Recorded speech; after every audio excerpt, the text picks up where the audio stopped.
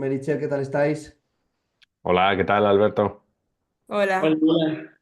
Bien, y tengo el placer de contar el primer día con Mauricio Ramírez, eh, profesor de Relaciones Internacionales y analista. ¿Qué tal estás? Hola, un gusto saludarles, encantado de estar aquí compartiendo con ustedes. Un abrazo fuerte desde Costa Rica. Eso es, o sea que no me puedo quejar de toda la gente que contacto de diferentes puntos del mundo. Bueno, vamos a hablar sobre China. Importante la elección de Donald Trump en Estados Unidos. En enero toma posesión del cargo de presidente. Y quería empezar, estos vídeos que hacemos es sobre geopolítica en Asia, y quiero empezar por ti, Sigor, un poco, cómo has visto un poco la elección y en cuánto crees que puede afectar a las relaciones con China, y qué crees que esa sensación se puede tener un poco ahora que va a salir el presidente. Bueno, yo creo que puede afectar mucho o poco. Ya sé que no estoy dando una respuesta muy contundente porque me parece que, por un lado, es evidente que Trump tiene a China en su punto de mira y ya ha dicho que va a imponer unos aranceles todavía más importantes a todos los productos chinos. Ya son, quiero decir que ya cuando fue presidente en la primera ocasión, empezó a ser presidente en el 2016, en el 2017 ya empezó la guerra comercial con China y lo hizo, pues bueno, imponiendo aranceles de diferente cuantía a diferentes productos chinos, pero no a todos. Y ahora lo que está prometiendo es que va a implementar uno del 60% al menos para todos los productos chinos, para todo lo que China venda a Estados Unidos, un 60% de recargo. Que puede ser superior, por ejemplo, en el caso de los vehículos eléctricos ya es del 100%, con lo cual, pues bueno, podemos incluso ver algunos productos que estén por encima de ese porcentaje, con lo cual es una forma de echar a las empresas chinas del mercado estadounidense. Es algo que no es nuevo porque ya ha sucedido con otras empresas en el aspecto tecnológico, por ejemplo. Recordemos los casos de ZTE y de Huawei, que en estos casos, bueno, no fue por aranceles, sino por otro tipo de barreras, de sanciones, por las que fueron bueno, expulsadas de facto del mercado estadounidense y a punto estuvieron de ser expulsadas también de muchos otros mercados internacionales porque se les prohibió, por ejemplo, utilizar los servicios de Google, ¿no? Que en el caso de un teléfono Android, pues es importante. Eh, entonces, por ese lado, yo creo que se puede esperar que Trump intente incrementar esa guerra comercial que hay con China.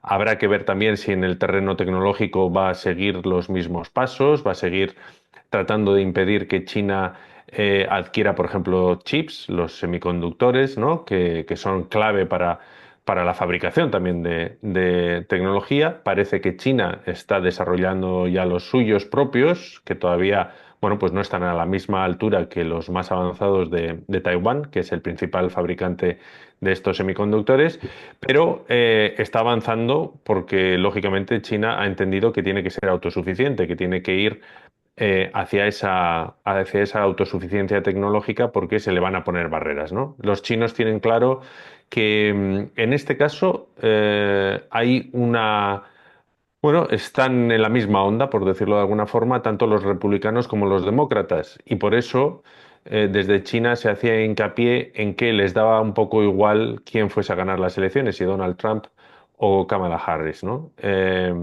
Porque Joe Biden podría haber, de alguna forma, suavizado esas medidas de la guerra comercial de Donald Trump, pero no lo ha hecho y, de hecho, ha impuesto algunas barreras nuevas, ¿no? Con lo cual, yo creo que es uno de los pocos puntos en los que republicanos y demócratas están de acuerdo en que China no solo es un rival sistémico, como dice la Unión Europea, sino que es casi una amenaza existencial, ¿no? Para Estados Unidos, que quiere mantener esa hegemonía que ha tenido desde el siglo XX. Entonces, pues bueno, eso está ahí, pero China también tiene diferentes armas, ¿no? Y hace poco estaba viendo el gráfico de cómo en el año 2017, cuando Trump arrancó la guerra, China hizo una pequeña treta, ¿no? Empezó a devaluar su divisa, a devaluar el yuan como una medida para compensar, ¿no? ese valor de los aranceles. Si los productos chinos son más baratos, pues bueno, cuando se les impone ese arancel terminan costando más o menos lo mismo, ¿no?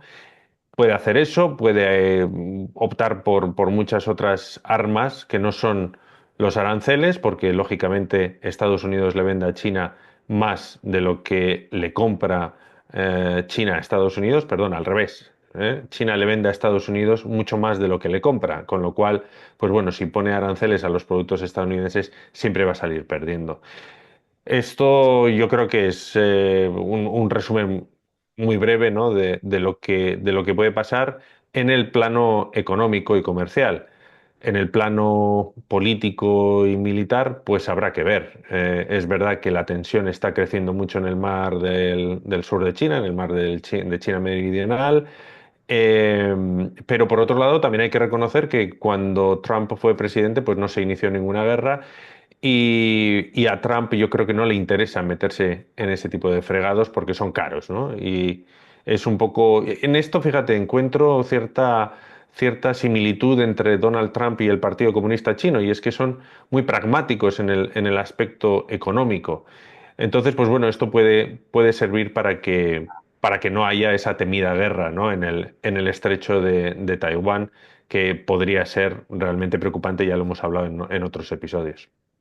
Meritxell, Sí, estoy de acuerdo en gran parte. Al final, la parte económica será principal.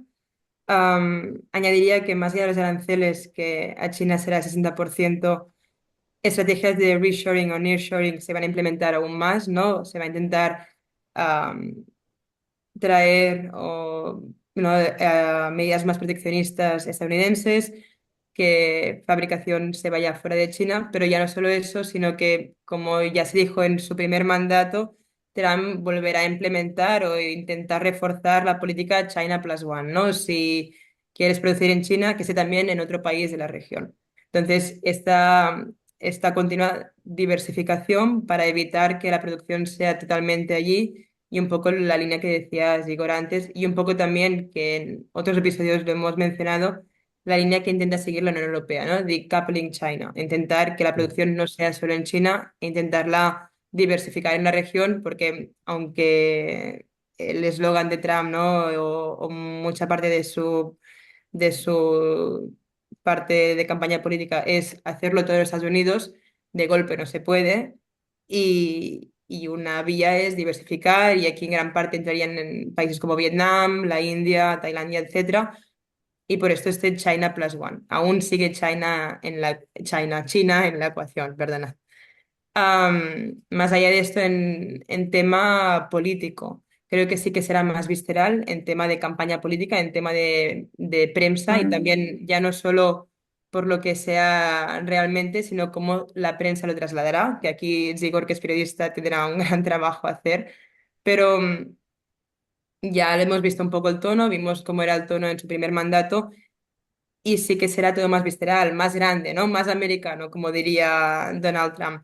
Pero no creo que la realidad se traslade a más conflicto, al menos a lo que sería a militar, etcétera. En tema económico, sí, vimos como en su primer mandato la Organización Mundial del Comercio tenía fuego, ¿no? Eran luchas y pugnas constantes entre China y Estados Unidos. Sí que es cierto que puede que los aranceles que imponga China no vayan a afectar tanto a los americanos o a Estados Unidos, pero hemos visto cómo puede afectar a sus aliados, ¿no? Y en este caso me preocuparía un poco por Europa, en que no estamos tan seguros de ir solos y cierta posición nos puede afectar, que hemos visto hace poco con los vehículos eléctricos y con otras cosas cuando tenemos alguna complicación. Entonces, este sería un poco el análisis principal. Mauricio, no sé si quieres añadir algún punto más al tema económico y algún otro aspecto en cuanto a aranceles. Claro, muy interesante lo que están compartiendo por acá los compañeros y coincido con ellos. Y les voy a contar un poquito cómo esta lucha económica que empezó con el primer mandato de Donald Trump allá por 2017 ha de alguna manera beneficiado a América Latina, para conversarles un poquito sobre mi región. Precisamente las tendencias del nearshoring y todo este proceso de desglobalización que llaman algunos teóricos, ¿verdad? Respecto del inicio del primer mandato del presidente Trump, ha generado que mucha industria estadounidense se acerque más a América Latina y eso ha beneficiado a los países de América Latina. Por ejemplo, en Costa Rica este año el presidente firmó un acuerdo con los Estados Unidos para traer la industria de microchips a Costa Rica y a Centroamérica. Entonces, estas dinámicas geopolíticas y económicas entre las grandes potencias generan efectos en todas direcciones en el sur global. América Latina lo ha visto y está en un proceso de entender mejor y acercarse más a ese tipo de inversiones. Un país como Costa Rica lo ha estado haciendo. Pero por otro lado, también China está fortaleciendo muchísimo sus relaciones con el sur global. Y creo que debemos comprender aquí lo que es y los alcances de iniciativas globales como la Franja y la Ruta que ha desarrollado el presidente Xi Jinping en sus mandatos y que ha tenido una de las características fundamentales de interconectar estratégicamente infraestructura comercial y portuaria a lo largo y ancho del mundo. Entonces tenemos por un lado la franja y la ruta marítima, la franja y la ruta terrestre. Hoy también ya tenemos la franja y la ruta verde, ¿verdad? Podemos buscar información sobre eso y veremos detalles interesantes. Y también la franja y la ruta digital. Entonces, es un proyecto de gran escala y dentro de ese proyecto quiero comentarles que precisamente el día de ayer el presidente Xi Jinping se encuentra en América Latina en este momento, está en Perú y está inaugurando, escuchen bien, el megapuerto más grande de América Latina que está en Chancay. No, no confundamos con Shanghái, no, es Chancay, Perú. Está a 80 kilómetros al norte de Lima, la capital de Perú, y se ha constituido ya como el puerto más grande de América Latina en el Pacífico, que va a conectar a Asia con América Latina. Entonces creo que esos son partes estratégicas de las respuestas, no solamente económicas, sino también de carácter geopolíticas que está dando China y para lo cual también se ha venido preparando. Creo que uno de los aspectos estratégicos de la diplomacia de China en el mundo es que ha sido muy asertiva y ha sabido relacionarse de una manera en el marco del respeto y de iguales con los países del sur global. Y eso es algo que aquí en nuestra región, por ejemplo, América Latina, respetamos mucho y nos gusta, que nos traten siempre en ese marco de iguales, en ese marco del Sigor, respeto. ¿quieres decir algo, Sigor? Sí, Un bueno, segundo. le quiero hacer una, no, pero no quería cortar a Ah, Mauricio, vale, simplemente quería perdón. hacerle una pregunta, porque ahora que estaba hablando de China, recuerdo, creo que fue en el año 2006, que entrevisté a su embajador, al embajador de Costa Rica en Taiwán, y precisamente un año después, Costa Rica rompió las relaciones con Taiwán para establecerlas con China.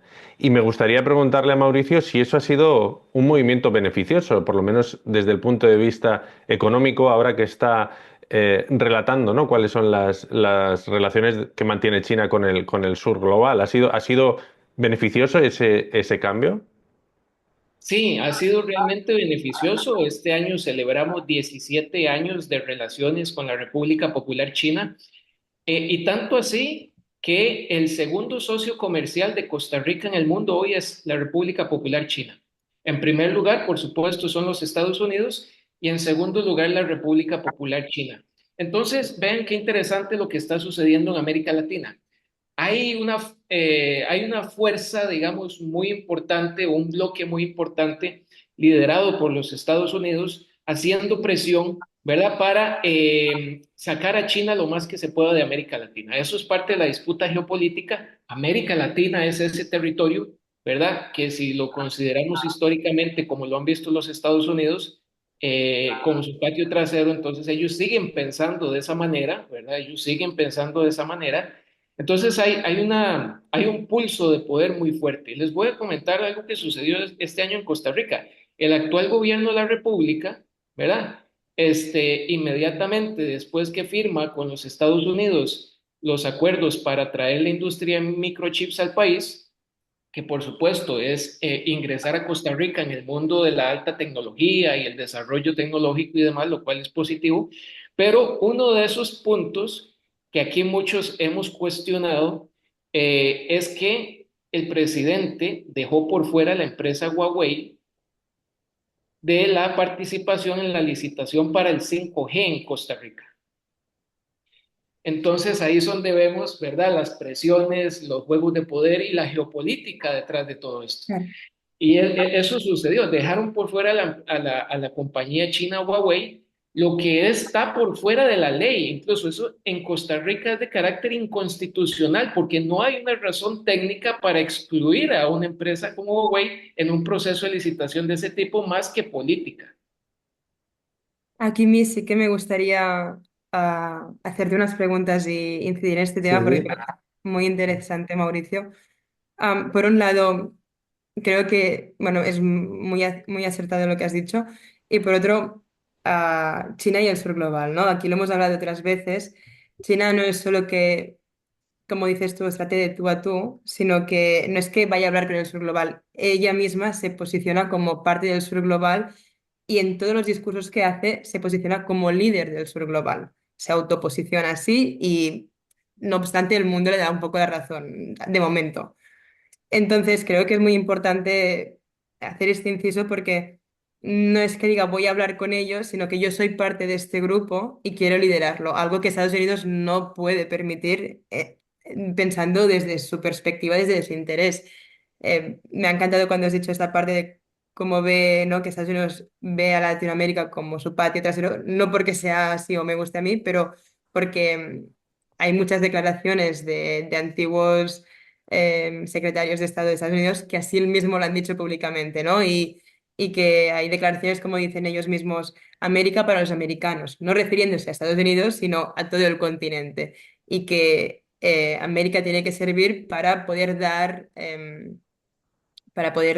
las necesidades que necesita Estados Unidos. Al final, para, si fuera para ellos, no saldrían de América para poder tener su necesidad cubierta. Entonces, creo que es muy interesante ponerlo sobre la mesa. Por otro lado, ahora que hablas sobre Huawei, aquí en España también y en Europa han habido casos similares, ¿no?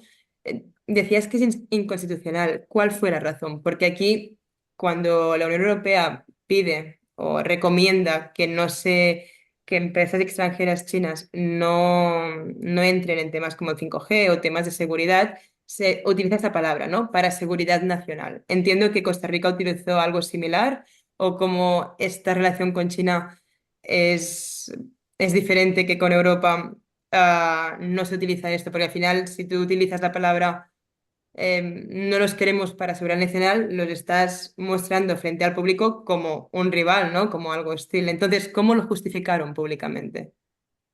Bueno, lo que dijo el gobierno es que eso violaba el convenio de Budapest, si no me equivoco. ¿Verdad? Salieron con el argumento de que, ¿verdad?, China y Huawei no están o violan el tema del convenio de Budapest y que eso es peligroso porque supuestamente decía el gobierno que a través de Huawei China nos iba a espiar. Imagínense ustedes lo descabellado del asunto. Un país como Costa Rica, que es un país de 51.000 kilómetros cuadrados con 5 millones de habitantes, no tenemos ejército, somos país del sur global, tenemos buenas relaciones con todos y supuestamente en la paranoia del gobierno, Huawei nos iba a, ¿verdad?, a espiar. Entonces, que como no estaban dentro del convenio y demás, entonces era desconfianza. Al final era un tema político que yo estoy seguro que fue exigencia de Estados Unidos a cambio de que trajeran la industria de los semiconductores, porque yo sé cómo funciona la política aquí, ¿verdad? Y yo sé cómo funcionan las relaciones globales. Y yo creo que también, además de eso, tenemos que ver cómo la doctrina de la disuasión integrada de los Estados Unidos está operando en América Latina, ¿verdad? El año pasado, si no me equivoco, fue 2022-2023, el Departamento de Estado publicó su famosa doctrina de la disuasión integrada. Y era una doctrina abiertamente para combatir a China en América Latina.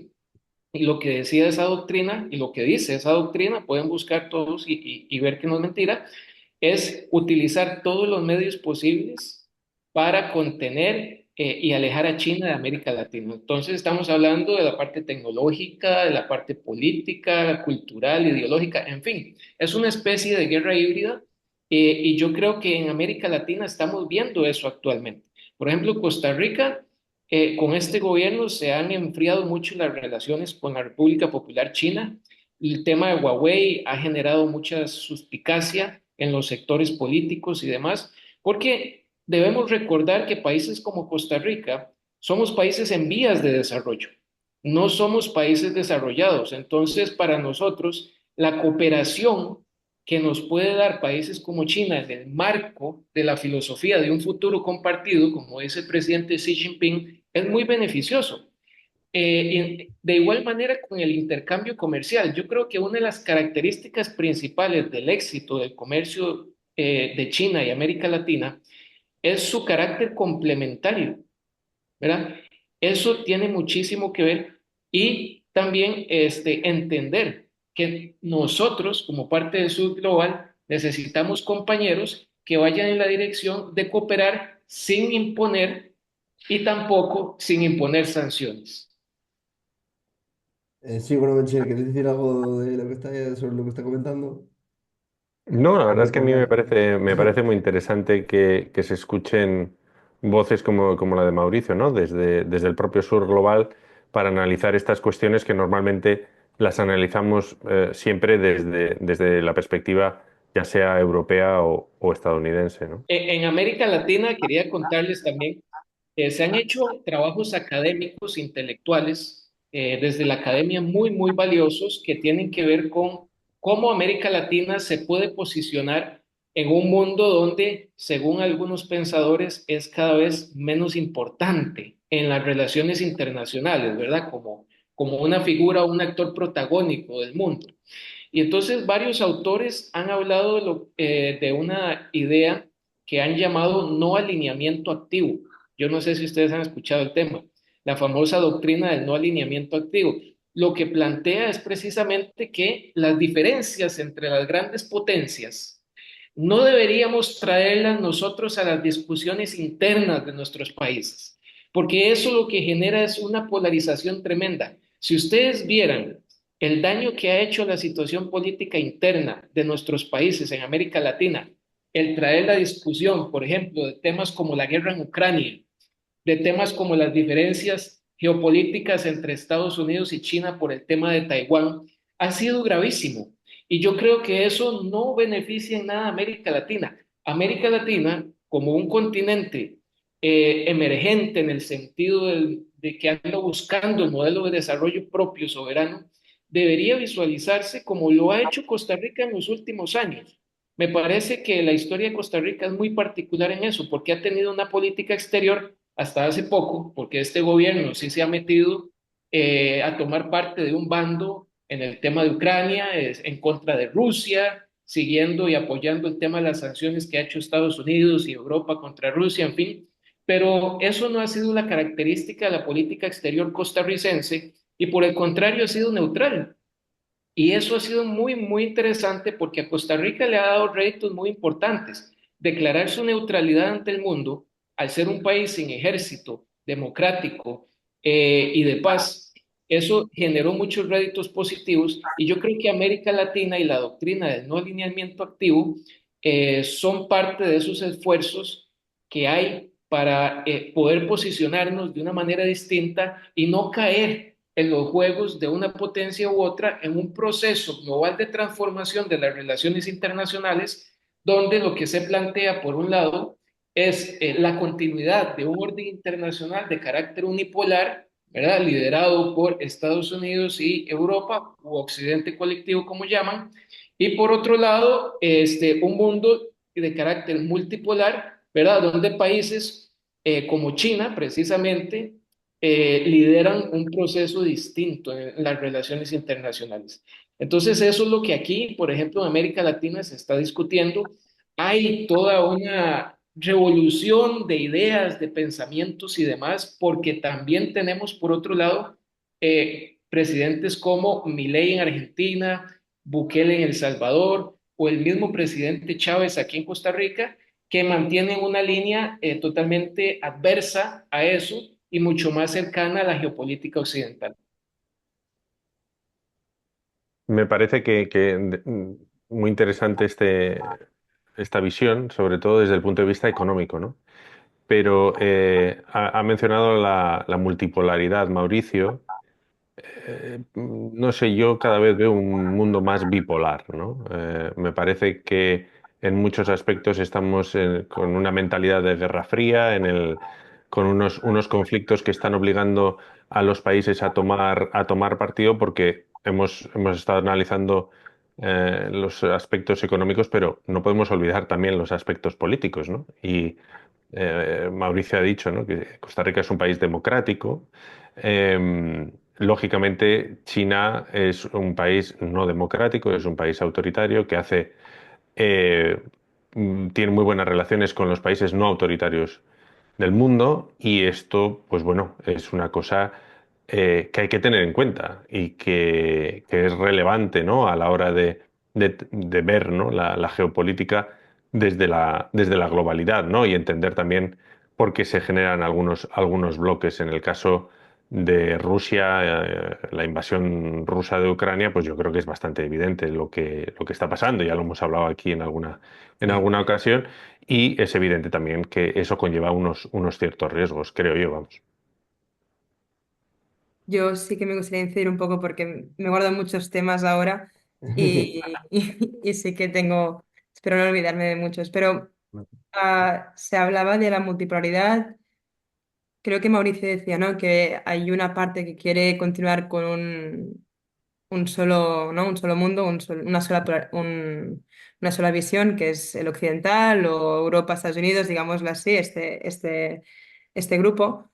Yo no creo que a día de hoy haya esta propuesta. O sea, puede existir en algunos discursos, en algunos pensamientos, pero no existe la propuesta real porque el mundo ya es multipolar desde hace ya un tiempo y obviarlo creo que sería algo, o sea, en la realidad ya estamos en un mundo multipolar, no hay un solo bloque que gobierne ni que esté dominando todas las regiones.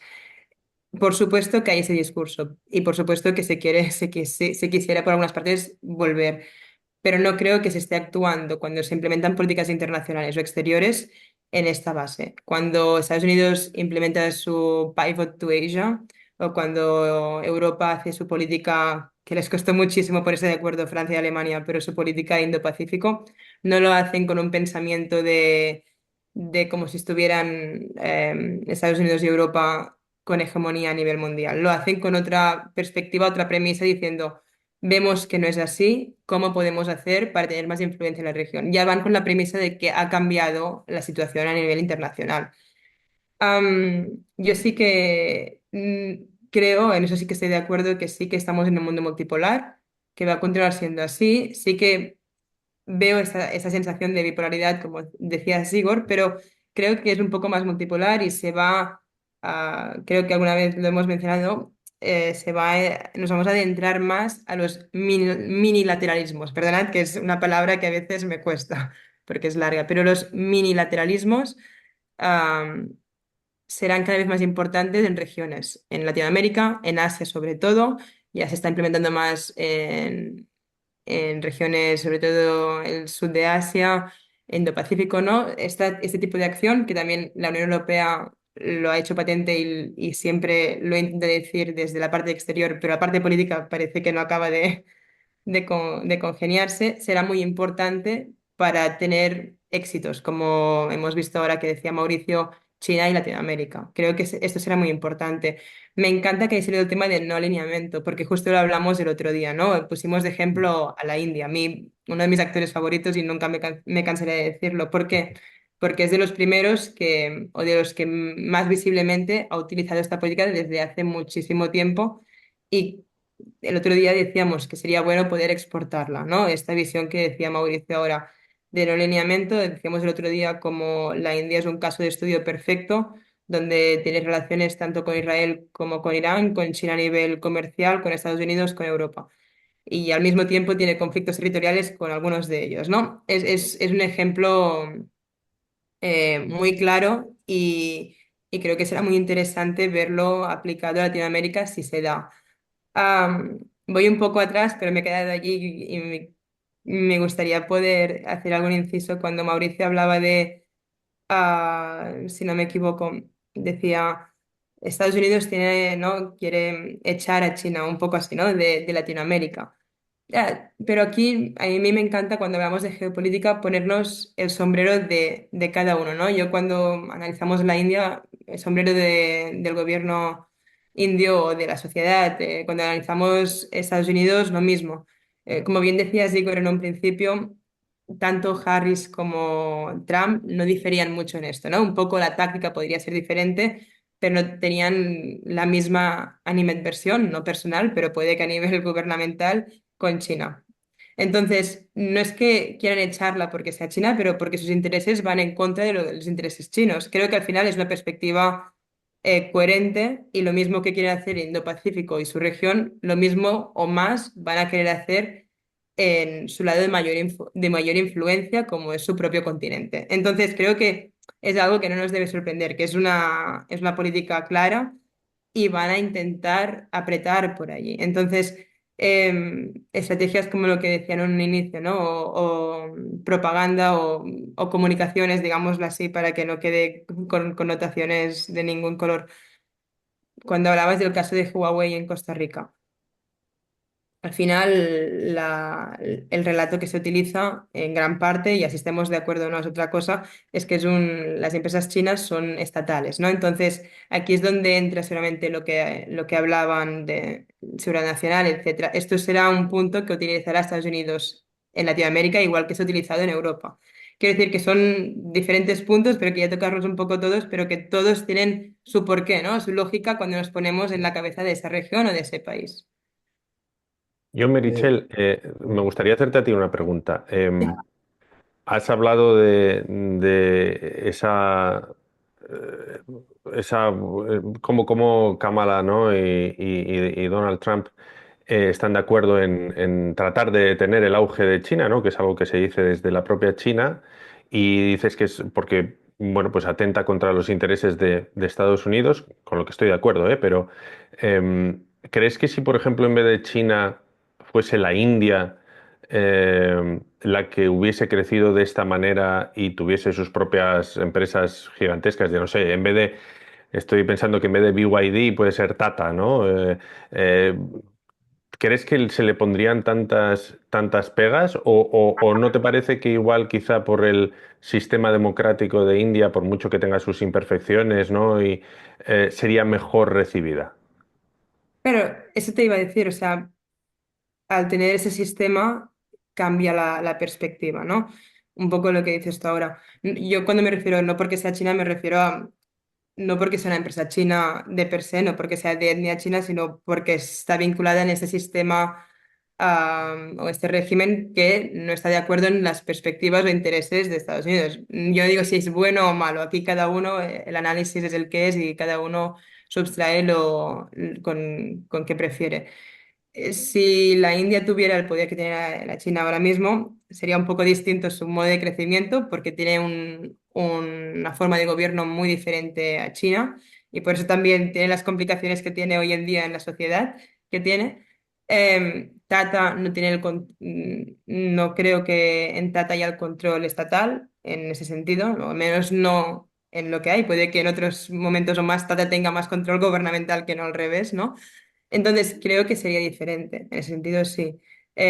También yendo a lo que decía Mauricio y conectándolo con tu pregunta, sí dudo que si India hubiera hecho ese crecimiento, por bien o por mal, hubiera hecho las políticas de China en como el BRI, ¿no? La ruta de la seda, al invertir y hacer esos proyectos como los puertos, hacer esos proyectos para ganar esta influencia y al mismo tiempo ganar estos socios. Ya digo, no es ni bueno ni malo. Al final habrían salido políticas muy diferentes, al menos por la característica que tiene en la actualidad, que al no hacer esas políticas, el actor dominante en el momento, no se hubiera considerado como una amenaza, ¿no? No lo hubiera visto como una amenaza. Al final, estas políticas del BRI también se ven una amenaza desde el exterior, tanto Estados Unidos como la Europa en su momento, cuando China empezó a invertir en muchos puertos europeos, ¿no? En Grecia, en España también. Esto se vio como una amenaza de un país, o empresas consideradas estatales, quieren quitar el control al gobierno, ¿no? Aquí es donde veo yo que es más donde hay la problemática, es decir, es el propio gobierno quien está haciendo los tratos, no tanto empresas de estos países. Por eso sí, sí, sería más por la forma de gobierno. En cualquier caso hay que tener cuidado, que Huawei no es una empresa estatal. No, no, yo lo digo desde cómo se vende. A nivel europeo se dio esta directriz, ¿no? Se considera que las empresas chinas se consideran empresas estatales, que después tú vas y lo miras y desde China se dice que no lo es.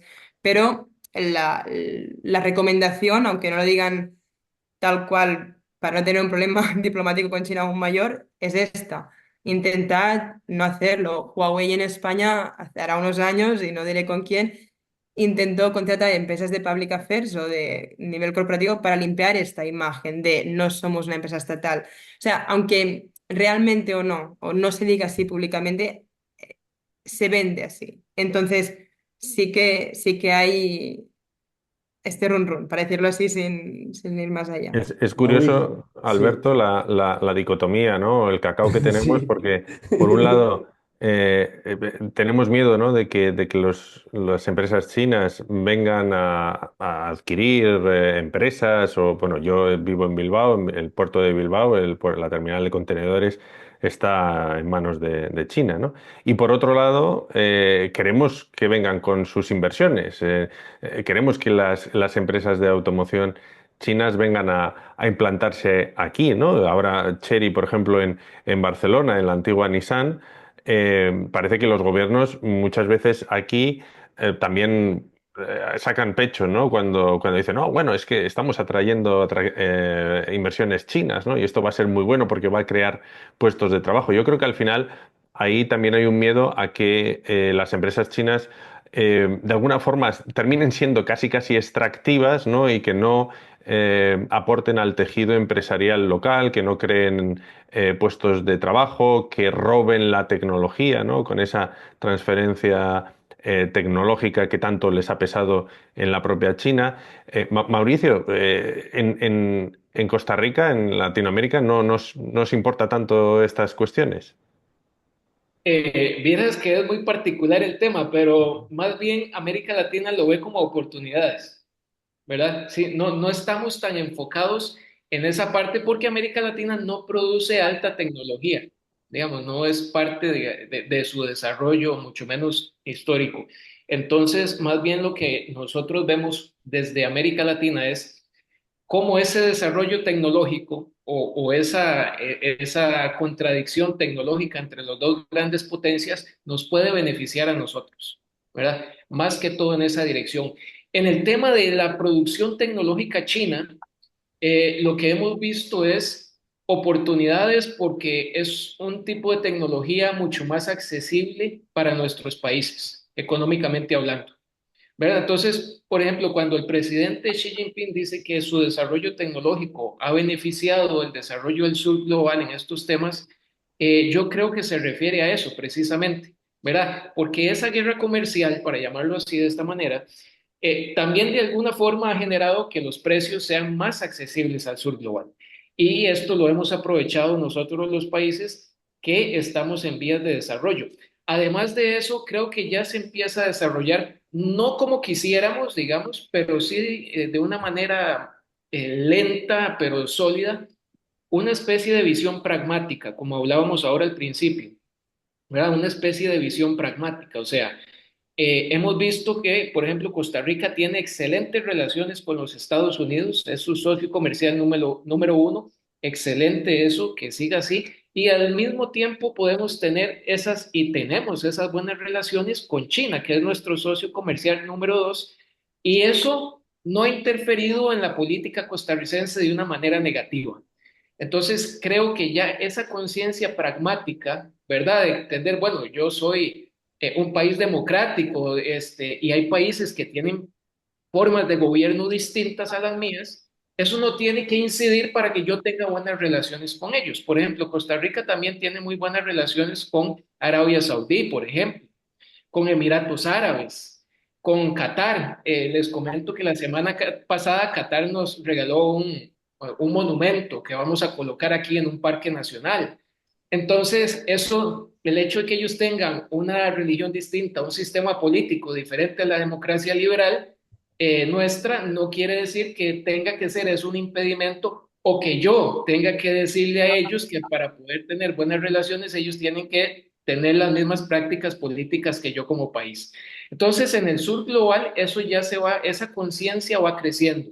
Y eso es lo que hace, digamos, que hayan posturas tan divergentes en el propio sur global frente a temas, por ejemplo, como el conflicto en Ucrania, frente a temas, por ejemplo, como el conflicto de Estados Unidos-China por el estrecho de Taiwán, ¿verdad? Y eso es lo que ha ido fragmentando las posiciones y dando una visión mucho más amplia o diferente en ese sentido a todo el sur global. En el caso Vale. de Centroamérica, para agregarles un poquito más de lo que está sucediendo en la coyuntura con China, en el caso de Centroamérica ha sido muy interesante. Desde el año 2007 que Costa Rica retoma las relaciones diplomáticas con la China continental, lo que ha sucedido es que el resto de países de Centroamérica han venido haciendo lo mismo.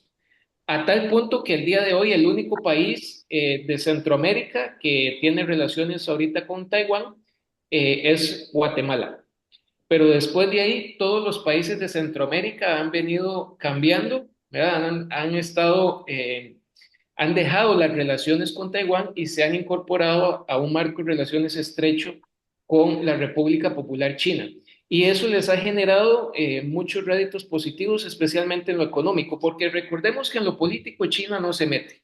O sea, China no le interesa exportar su ideología, imponer su modelo ¿verdad? De organización política, en fin. China viene aquí, por lo menos a nuestra región, y lo que plantea son relaciones diplomáticas en el marco del respeto y de un entendimiento mutuo, ¿verdad?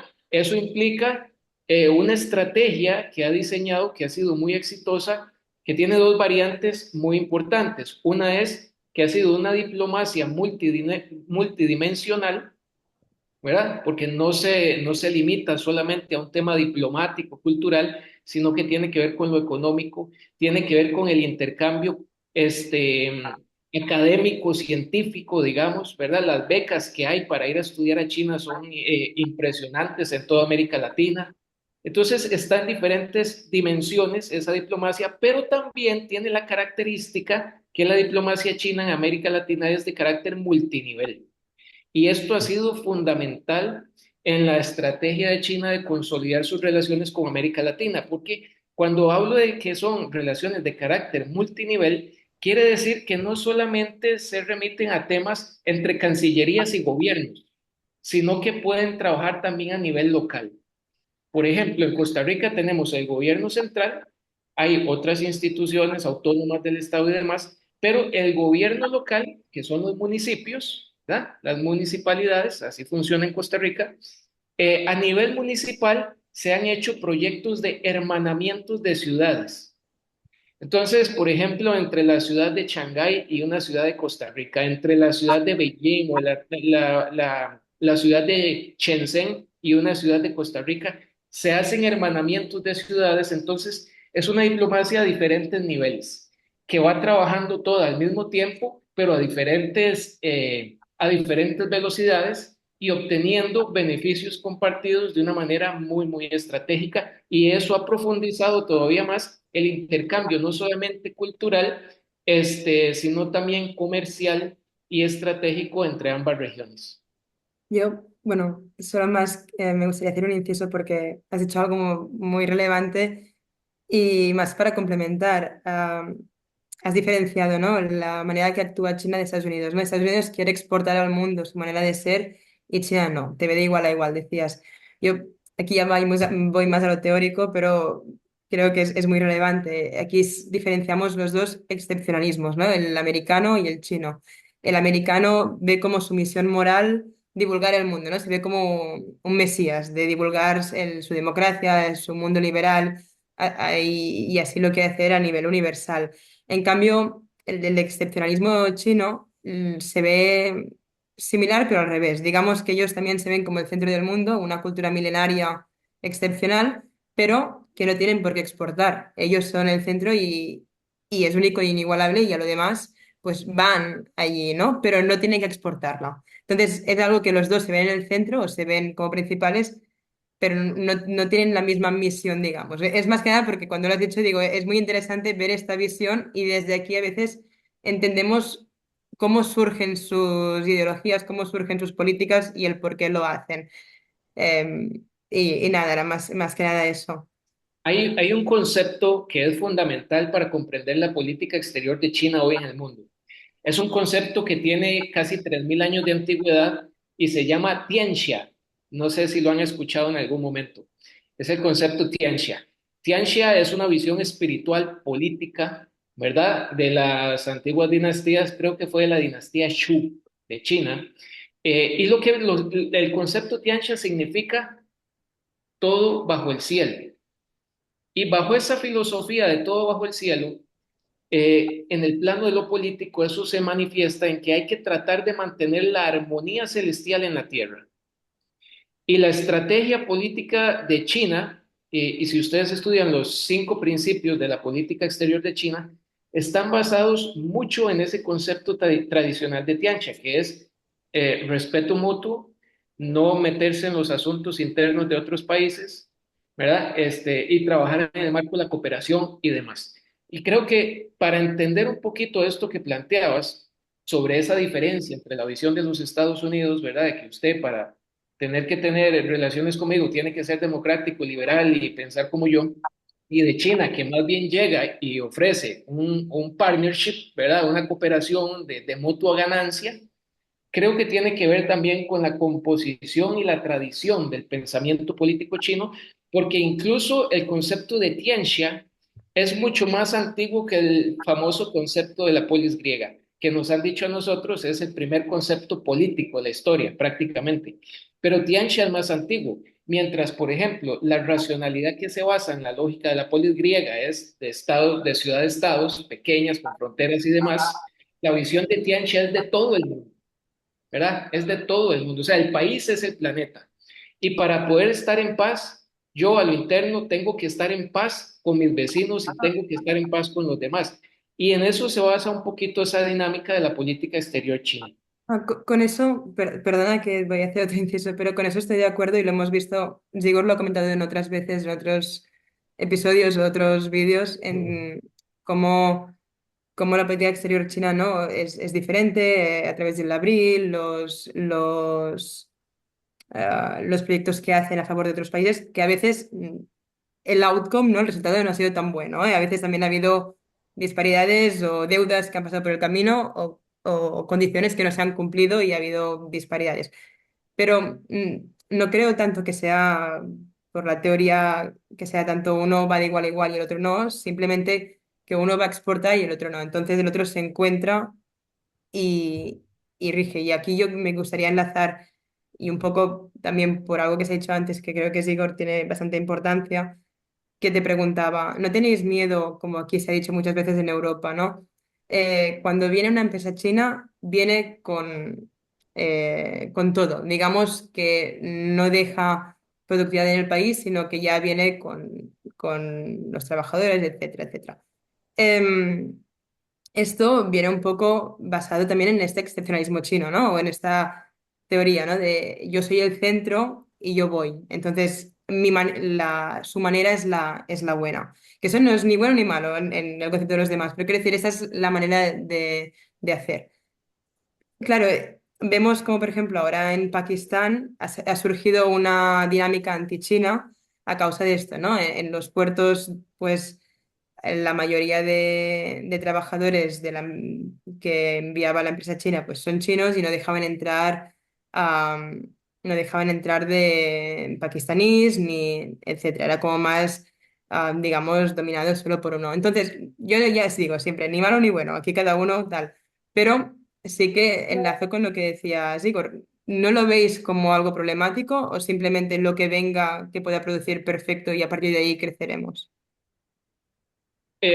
Voy a remitirme nuevamente al caso de América Latina, que es el que más conozco y más cercano a mí, por supuesto.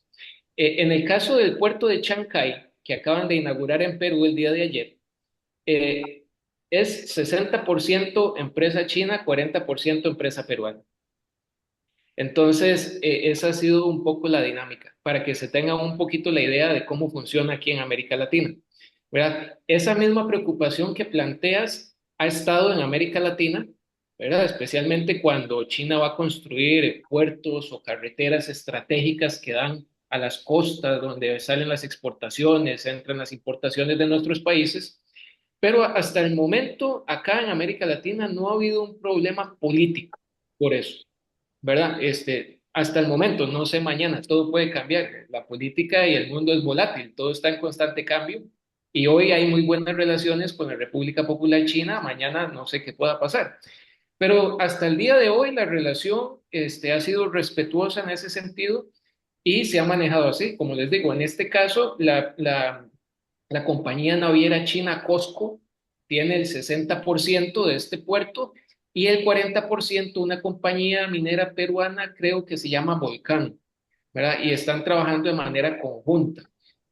Fue un puerto que costó 3.500 millones de dólares y dicen que va a facilitar el comercio entre la región y China, lo va a disminuir entre 10 y 20 días el transporte y el traslado de mercancías. Entonces, de todo el resto del continente, es muy posible que vayan a darse nuevas dinámicas. O sea, esto a nivel geopolítico es una reingeniería de la geopolítica de América del Sur, porque por ese puerto van a salir entonces mercancías no solamente del Perú, sino que es muy posible que empecemos a ver una nueva infraestructura, una nueva red de infraestructura en América del Sur que se dirija hacia el puerto de Chancay y que de ahí vaya a Shanghái.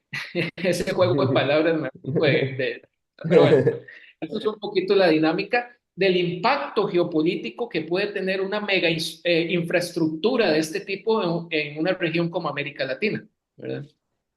Y también, perdón, ver cómo eso podría impactar el comercio con el Canal de Panamá, que es otro tema muy, muy interesante y muy importante en el caso de América Latina. Recordemos que el Canal de Panamá, geopolíticamente, digamos, es controlado por los Estados Unidos. Entonces, China también necesita tener sus puertos, sus canales que sean suyos propios, controlados por ellos y que tenga ese nivel de independencia, porque en caso de un conflicto global, muchas cosas pueden pasar y entre ellas el bloqueo a canales, la detención del comercio chino o del comercio estadounidense independientemente, y eso no se puede permitir. Sabemos que en la economía global el comercio no se detiene aunque haya guerra, aunque haya huracanes o terremotos. Y yo creo que esto es un juego también de poder a ese nivel. Eh, chicos, si queréis lo dejamos aquí y otro día continuamos charlando, pues lo digo por no alargarlo muchísimo. De acuerdo, sí, porque de aquí podríamos sacar Sí. más y ahora con su intervención haría otra, y así que sí, mejor. Bueno, pues chicos, si queréis lo dejamos aquí, muchas gracias y otro día nos volvemos a ver, ¿vale? De Perfecto, acuerdo, Alberto. Hasta la de acuerdo, próxima. Alberto. Muchas Un gracias. gusto, encantado y que estén muy bien. Un fuerte abrazo.